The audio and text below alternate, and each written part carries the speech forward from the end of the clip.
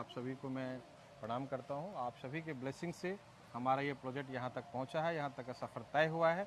इसी तरह से आप हमें प्यार आशीर्वाद देते रहें और मैं आपसे गुजारिश करूँगा कि आप दर्शक बिहार के हैं, बिहार से बाहर के भी हैं, यदि संभव हो आप आ सकते हैं तो कल हमारे कार्यक्रम आएँ और हमें ब्लेसिंग्स दें। कितने लोगों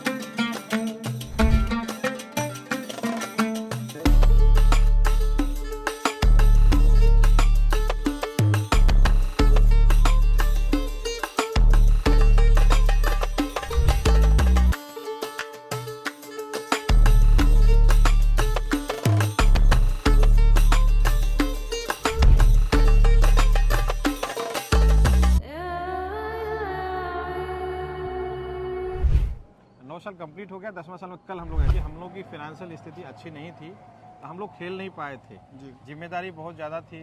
फादर बहुत लोअर क्लास मिडिल फैमिली से बिलोंग करते थे। हमारे पास ना तो खेत था, ना पैसा था, ना बिजनेस था, ना व्यापार था जी। आखिर एक पढ़ाई ऑप्शन था हमारे पास। हमने पढ़ाई किया, दिन रात मेहनत करके हम लोग मुकाम को हासिल किए, लेकिन खेल का मैदान नहीं देख पाए जी।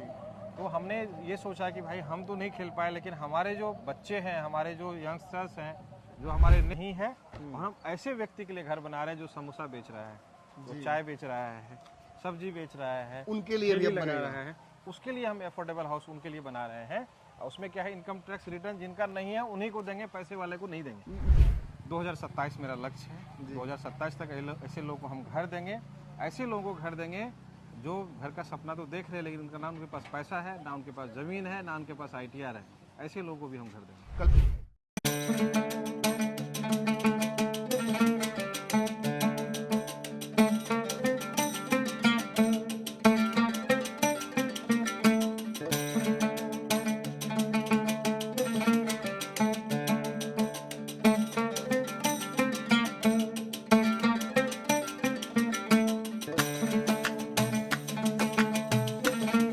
पनोरमा ग्रुप, जो सोचता है वो करता है। आपके अपने सपनों का आशियाना। नमस्कार दर्शकों, आज 1 सितंबर है, यानी आज आपका पैनोरामा 9 साल पूरे कर लेता है।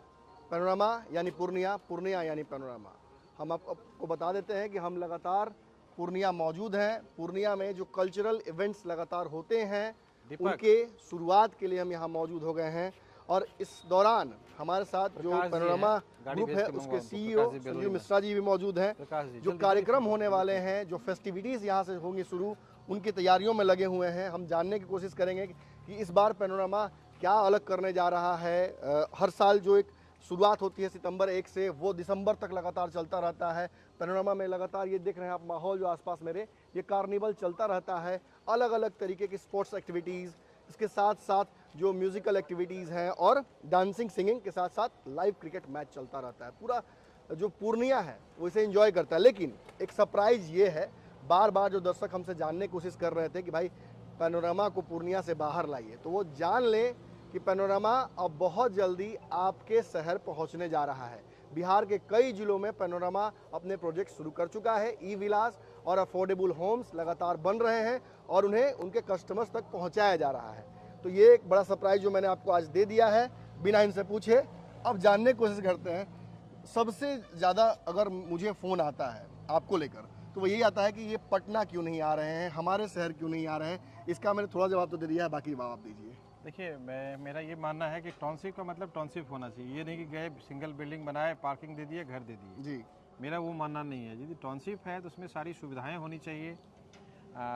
जितना इंटरनेशनल फैसिलिटी है, जिम है, योगा है, क्लब है, जो आपने यहाँ दे रखा है, जो हमने यहाँ दे रखा है, तो इसीलिए हम जनरली छोटे प्रोजेक्ट्स में इंटरेस्टेड नहीं होते हैं और ये कोशिश करते हैं जब हम घर बनाएं तो सिर्फ फ्लैट बना करके, पार्किंग बना के कस्टमर को नहीं दें, वो सारी तमाम सुविधाएं दें जो एक ड्रीम होम लोगों का जो एक वर्ल्ड क्लास एमिनिटीज होनी चाहिए, वो सारी सुविधाएं होनी चाहिए। इसीलिए हम जनरली स्टार्ट नहीं करते हैं तो अच्छे तरीके से करते हैं। 9 साल हो गए हैं, अगली बार 10 हो जाएगा।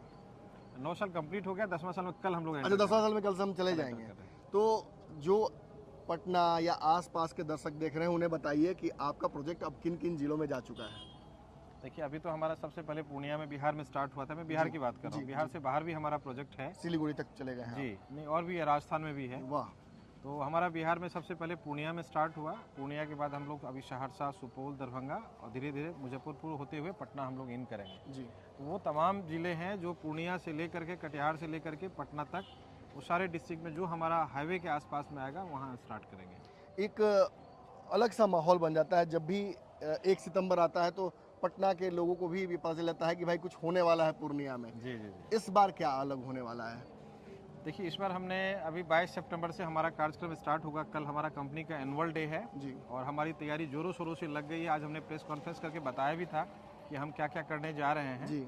और कल से हमारा रजिस्ट्रेशन स्टार्ट है। आज हमारा पीसी हुआ था जी। इस बार हमने स्पोर्ट्स में कई विधाओं को ऐड किया है, जिसमें एथलेटिक्स है। क्योंकि एथलेटिक्स में बहुत ऐसे बच्चे हैं जो गांव में हैं जी। और वो कोई पुलिस का तैयारी कर रहा है, बिहार पुलिस भर्ती का, कोई एसएसबी का तैयारी कर रहे हैं। बहुत बच्चे ऐसे हैं जो सीएसएफ का तैयारी कर रहे हैं। तो उन तमाम बच्चों के लिए एथलेटिक्स का डिमांड था और वो बच्चे को एक अच्छा माहौल मिलेगा। हम ट्रेनर भी देंगे, उनको ट्रेन भी करेंगे जी। उनको आगे भी बढ़ाएंगे। उससे हमारा कहीं ना कहीं समाज विकसित भी होगा। वो फिजिकली तो अच्छा होगा ही होगा, कहीं ना कहीं उसके करियर में भी हम उसको सपोर्ट करेंगे। एक भावुक मैसेज आपका खूब वायरल हो रहा है लगातार 3 दिनों से कि मैं तो खेल नहीं पाया, लेकिन ओलंपिक्स अभी जस्ट खत्म हुए हैं। भारत के कई खिलाड़ियों ने मेडल जीता भी, लेकिन जो एक्सपेक्टेशंस होती हैं कि इतना बड़ा देश है, इतने सारे नागरिक हैं, इतनी सारी व्यवस्थाएं हैं, लेकिन फिर भी स्पोर्ट्स को लेकर बहुत रुचि नहीं ये दिखाते। सच्चाई है। चूँकि हम लोग की फाइनेंशियल स्थिति अच्छी नहीं थी तो हम लोग खेल नहीं पाए थे। जी। जिम्मेदारी बहुत ज़्यादा थी। फादर बहुत लोअर क्लास मिडिल फैमिली से बिलोंग करते थे। हमारे पास ना तो खेत था, ना पैसा था, ना बिजनेस था, ना व्यापार था। जी। तो आखिर एक पढ़ाई ऑप्शन था हमारे पास। हमने पढ़ाई किया, दिन रात मेहनत करके हम लोग मुकाम को हासिल किए, लेकिन खेल का मैदान नहीं देख पाए। जी।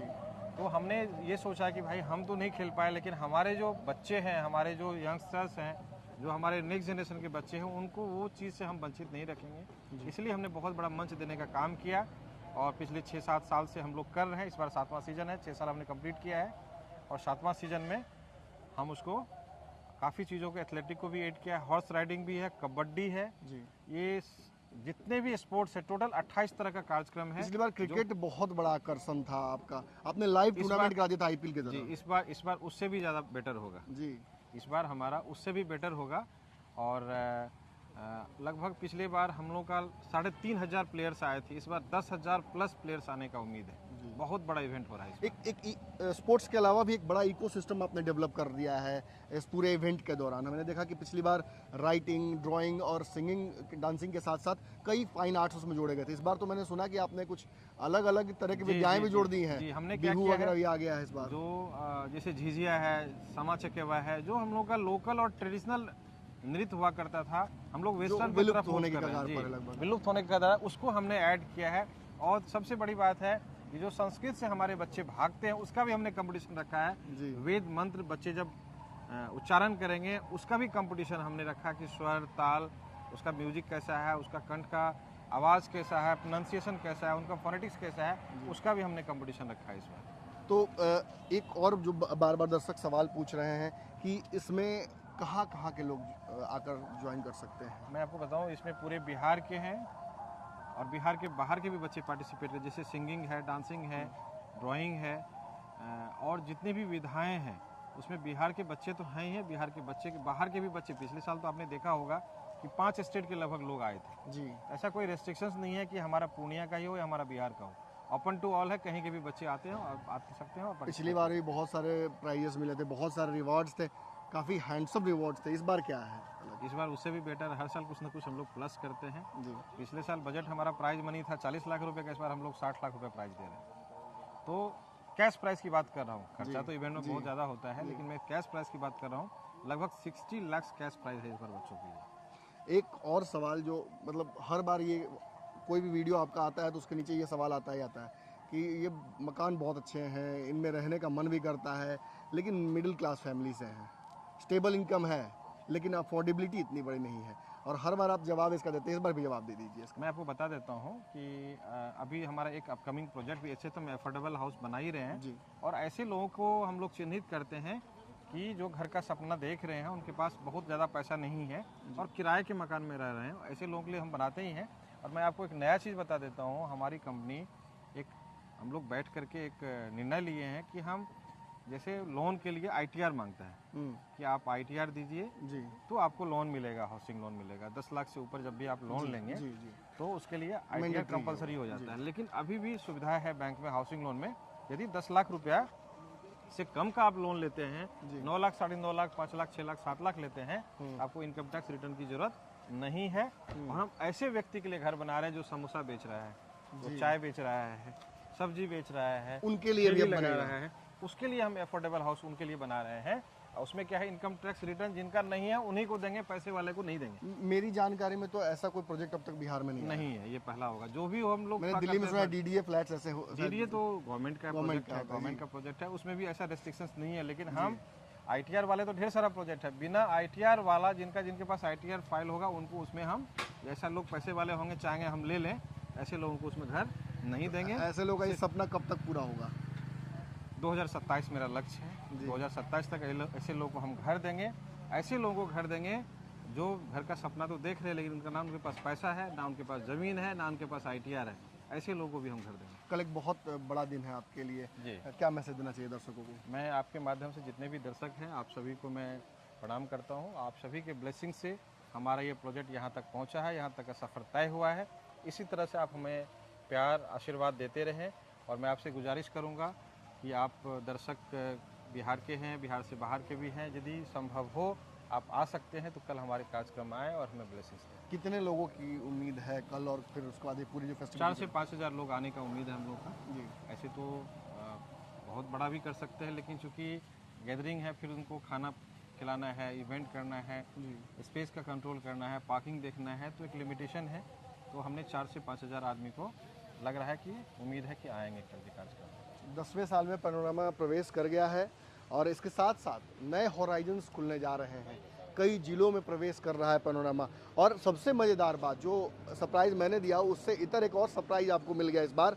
हर बार अफोर्डेबिलिटी एक बहुत बड़ा सवाल होता था। कई दर्शक जानना चाहते थे कि आखिर हम अगर निम्न वर्ग से आते हैं या हम गरीब वर्ग से आते हैं या मध्यम वर्ग से आते हैं तो हम इन विलास में कैसे रह सकते हैं, हमारा अपना मकान कैसे हो सकता है। तो आज संजीव मिश्रा ने ये भी स्पष्ट कर दिया कि जो ITR फाइल नहीं कर रहे हैं, जो समोसा बेच रहे हैं, गोलगप्पे बेच रहे हैं, उनके लिए भी अब पैनोरामा एक बड़ा प्रयास करने जा रहा है।